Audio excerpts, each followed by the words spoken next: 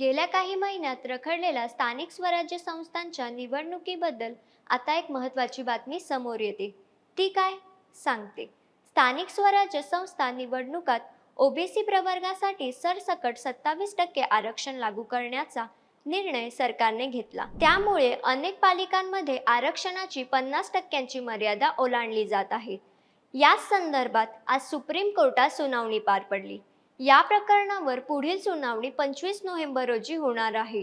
कारण या आरक्षणासंदर्भात आवश्यक माहिती गोळा करण्यासाठी राज्य सरकारने कोर्टाकडे वेळ मागितला होता, ज्याला कोर्टाकडून आता मंजुरी मिळाली.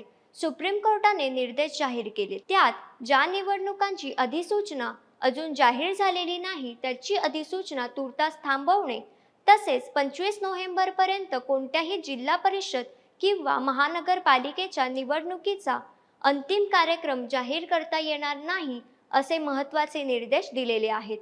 ही याचिका विकास गवळी यांनी केलेली असून त्यात त्यांचे असे म्हणणे आहे की 25%हून अधिक आरक्षण लागू करण्यात आले आहे, जे 4300 उमेदवारांवर अन्याय ठरेल आणि निवडणुकीनंतर त्यांच्या जागाही रद्द होऊ शकतात. आरक्षण मर्यादा आणि या माहिती अभावी आता स्थानिक संस्थांच्या निवडणुका पुढील आठवड्यापर्यंत स्थगिती करण्यात आली आहे.